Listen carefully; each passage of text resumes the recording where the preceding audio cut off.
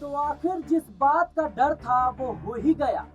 नायब सिंह सैनी के एक फैसले ने एनडीए में हड़कंप मचा दिया है। मामला इतना बढ़ गया कि अब खुद चिराग पासवान ने चुप्पी तोड़ दी है। जी हां, कोटे में कोटा, सुप्रीम कोर्ट का वो फैसला जिसके बाद देश में विवाद खड़ा हो गया था। दरअसल सुप्रीम कोर्ट ने एक फैसला सुनाया कि एससी और एसटी में भी क्रीमी लेयर का प्रावधान किया जाएगा, उप वर्गीकरण किया जाएगा।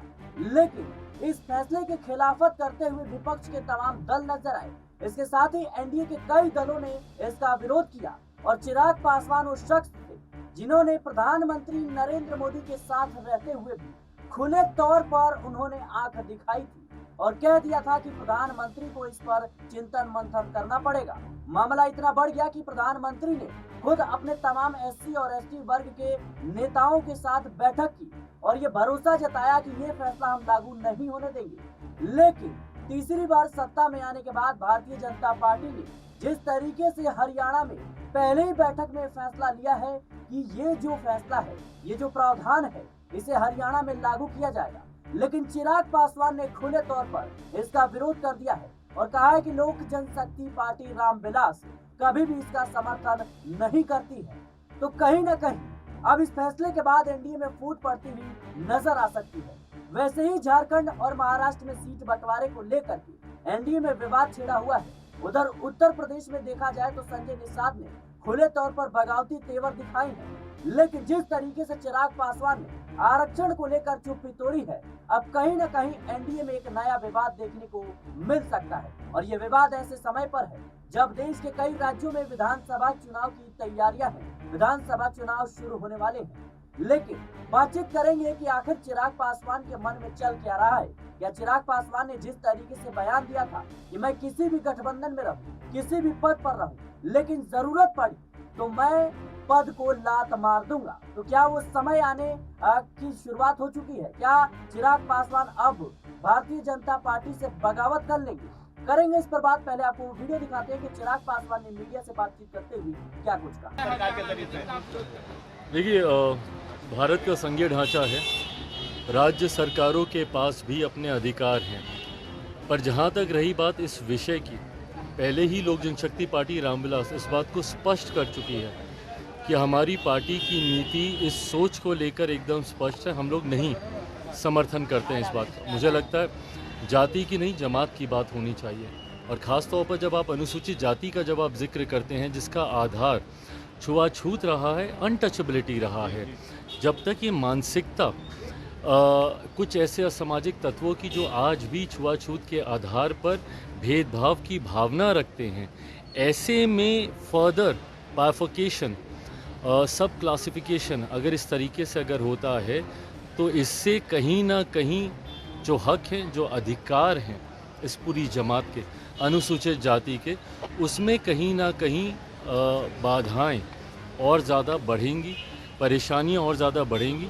तो इस वर्गीकरण की का समर्थन लोक जनशक्ति पार्टी रामविलास नहीं करती। गिरिराज सिंह यात्रा पर निकले हुए हैं और उनकी यात्रा के बाद सर जो मूर्ति तोड़ने का मामला देखने को मिला है भागलपुर में गया है, वहाँ पे तनाव व्याप्त है। क्या लगता है कि ऐसी यात्राओं से बचना चाहिए? जांच का विषय है, इस यात्रा के कारण हुआ है या किस कारण हुआ है, बट जो भी ऐसे असामाजिक तत्व है कार्रवाई उस पर जरूर है। सर, जिस तरीके से चिराग पासवान ने खुले तौर पर जो है इस फैसले का विरोध किया है और कहा कि लोक जनशक्ति पार्टी कभी भी इसका समर्थन नहीं करती और हमारी पार्टी ने भारत बंद का भी समर्थन किया था, क्या देख रहे हैं? क्या नायब सिंह सैनी के एक फैसले ने एनडीए में अब बगावती जो तेवर है उसकी शुरुआत करवा दी है? कैसे देख रहे हैं? देखिए, बिल्कुल सिराज, जिस तरह से हम आरक्षण की बात कर रहे थे और पहले इस पर हम लोहारा की बात कर चुके हैं, लेकिन जिस तरह से ये मामला हरियाणा से चला है उसके बाद हर कहीं पे इसकी चर्चा तेज होती हुई नजर आती है, क्योंकि चर्चा होने की वजह भी सिराज नजर आती है कि जो बीजेपी या केंद्र सरकार ये कहती थी कि भाई इसको हम लागू नहीं होने देंगे, बाकायदा अपने तमाम एससी एसटी में जो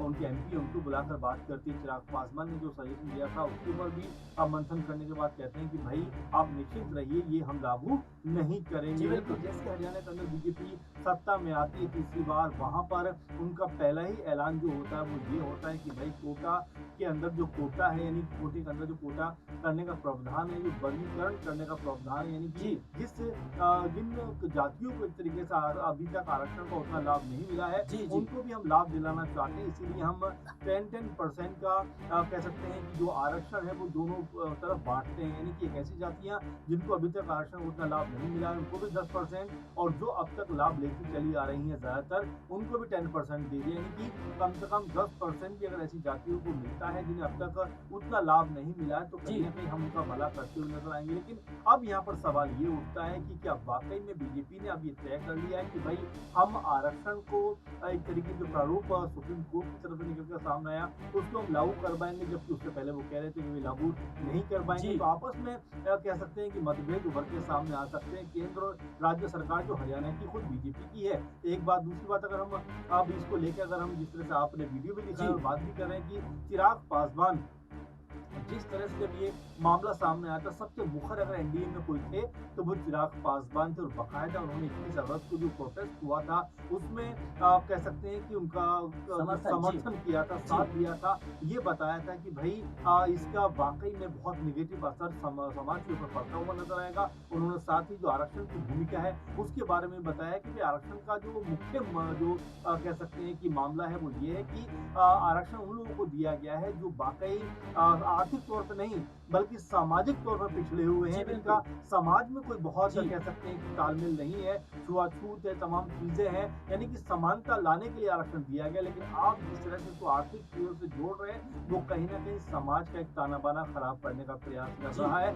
ये बात चिराग पासवान ने तब कही थी, और जिस तरह से वीडियो में वो बात कह रहे हैं कि अभी भी हम इसके ऊपर अडिग हैं, तो आप जरा ये सोचिए कि यहाँ पर किस तरह से चिराग पासवान ने अप्रत्यक्ष रूप से बीजेपी की सरकार की आलोचना तो कर दी, लेकिन साथ में ये भी बता दिया कि वो अभी भी इस फैसले के ऊपर अडिग है। अगर बिहार में मान लीजिए कल अगर ये लागू होता है तो वो इसके खिलाफ जाकर एक तरीके से कहें तो नीतीश सरकार का जो भी सरकार होगी उसका विरोध करते हुए नजर आएंगे। सर, एक बड़ी बात ये है कि जब चिराग पासवान बैठक के बाद मीडिया से बातचीत करते हैं तो उस वक्त कहते हैं कि प्रधानमंत्री जी ने आश्वासन दिया है कि ये फैसला लागू नहीं होगा, लेकिन हरियाणा में जैसे ही भारतीय जनता पार्टी की जीत हो जाती है, पहली बैठक में नायब सिंह सैनी ने फैसला कर दिया।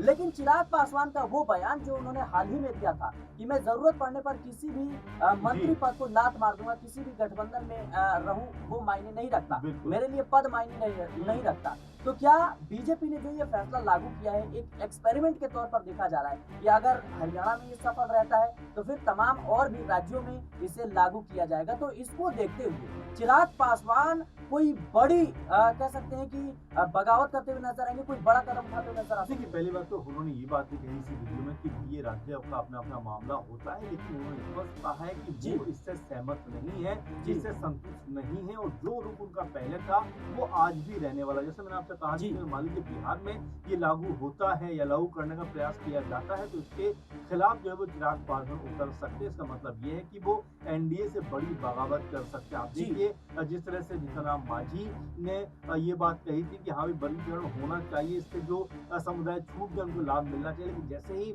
यहाँ पर उपचुनाव होते हैं और इमामगंज सीट जो उनकी सीट थी वहां पर उपचुनाव होने की बारी आती है और जब कह सकते हैं कि हम की तरफ से किसी प्रत्याशी की तलाश की जाती है तो वो तलाश उनकी बहू दीपा मांझी में जाकर खत्म हो जाती है। उसके बाद जो कह सकते हैं चिराग पासवान के बहनोई हैं और एलजेपीआर के सांसद भी हैं अरुण भाटी, वो कहते हुए नजर आते हैं कि मांझी पहले तो वर्गीकरण को लेकर तमाम बड़ी बड़ी बातें कर रहे थे, लेकिन जैसे ही ये मौका आया कि किसी अब तक जो छूटे हुए दलित को अगर ये सीट दी जाती तो शायद इसका बेहतर इस्तेमाल वो करते हुए नजर आते, लेकिन मांझी ने तुरंत अपनी बहू को ये सीट देकर कहीं ना कहीं साबित कर दिया कि वो सिर्फ अपना भला करना चाहते हैं, समाज का के बारे में सिर्फ वो कह तो सकते हैं लेकिन भला करने का उनका कोई भी इरादा नहीं है। तो यहाँ पर आपस का जो मतभेद है चिराग, वो इस पूरे मुद्दे से उभर कर सामने आ रहा है। कह सकते हैं कि आग में घी डालने का काम जो है वो हरियाणा के मुद्दे ने कर दिया है, क्योंकि पहली ही बैठक में इस तरह का अनाउंसमेंट होना अपने आप में बहुत बड़ी बात है। और आपने जिक्र किया कि जिस तरह से पीएम मोदी की तरफ से आश्वासन दिया गया था, तो आप जरा देखिए